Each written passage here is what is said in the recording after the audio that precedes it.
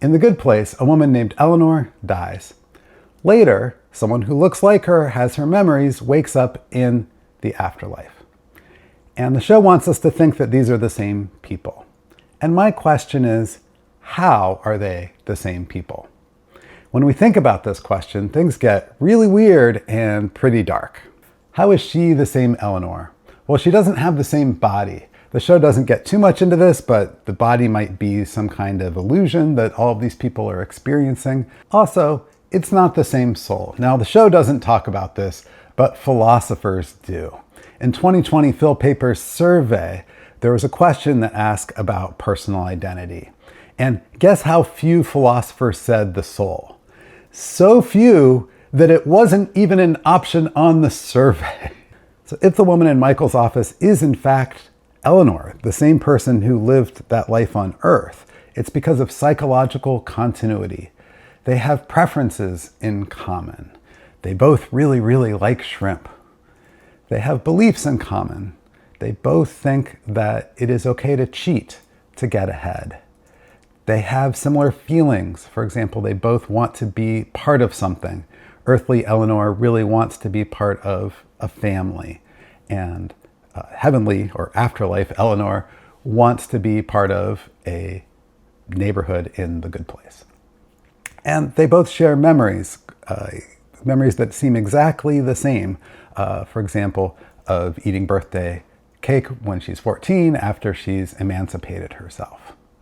The problem with the psychological continuity theory of personal identity is that if earthly Eleanor has this connection with Eleanor in the Good Place, why couldn't there be two of those, right? There's no connection between Eleanor's earthly body in terms of its parts with the one in the Good Place. So Michael could have just made two.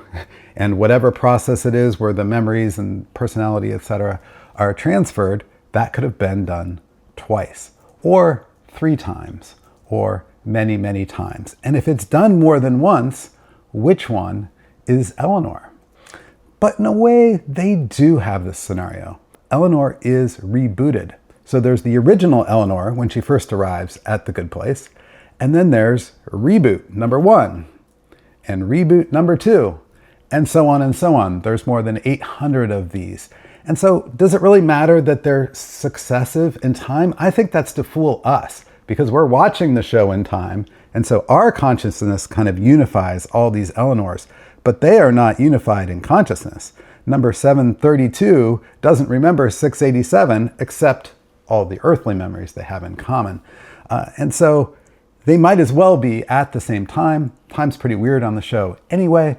So I would assert that we do have the situation where there are multiple Eleanors that have been created on the show. Derek Parfit presents a famous puzzle about personal identity, and I'm going to use this example of multiple Eleanors being created as an illustration of that. So Parfit's challenge is that in this case, we want to say A survives, but B and C are not the same person. They're in different places. They have different bodies. They can do different things. And if we said, well, B is the original Eleanor, B is how Eleanor survives, or we say C is the original, that choice is completely arbitrary. We'd have no basis for choosing B or C because they have symmetrical relationships to the original earthly Eleanor. And so Eleanor's got to be someone because she survives. She can't be both of them because they're different. And she can't be one or the other because that would be an arbitrary choice. Derek Parfit's argument here is famous, and David Lewis has an equally famous criticism of it. And David Lewis argues that Parfit is making a very slippery mistake. This is very cool. Lewis argues that people are collections of person stages. And so we're born, we're small, we're babies, and we grow bigger, we grow into adults, and we keep living, hopefully a really long time. Then we start getting a little shorter, and then we go to the Good Place. And so what we are as people, we're 4-dimensional beings across time. And so we're collections, unified collections of these person stages. And a person stage is a person at a moment. You, at the very instant that you're watching this part of the video, that's a person stage. And we're collections of person stages. According to Lewis, Parfit is mixing up people and person stages. All of these particular things, A, B, and C, are person stages. And it doesn't make sense to say that, well, Eleanor survives, but she's not B or C, so how does she survive? Because this person stage, A, isn't surviving. Person stages don't survive. They're people at a moment. But the person is the collection. And so the collection can survive and share parts. Just as conjoined twins can share body parts, literally, the various Eleanors can share temporal parts. So they all have the same beginning, Eleanor up until her earthly death. They share that part, and then they have various other branches depending on their psychological continuity in the afterlife. And we can illustrate that here with the idea that A and B and A and C are parts of different Eleanors, right? Different collections. They share A. And for Lewis, this dissolves all of the problems that Parfit is pointing us towards. And so the answer here is that we get 803 different Eleanors, all of whom share this original earthly part. And now, I know there's complications in season 3 with her memories later on.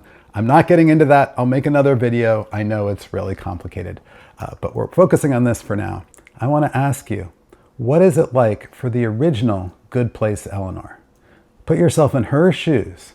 When she's rebooted, when Michael snaps his fingers, what is it like for her? What is she psychologically continuous with later? Again, ignoring season 3. And my answer is nothing. What I call that is death. And Michael caused that. And we could give the show a really different name if you start to think about it. There's so much murder in the show. It's like a light, fluffy comedy. But it's like, whatever. Game of Thrones, you got nothing on The Good Place when it comes to how many deaths there are. And so the winner, I guess if it counts as winning, for being killed the most is Derek, 151 million times.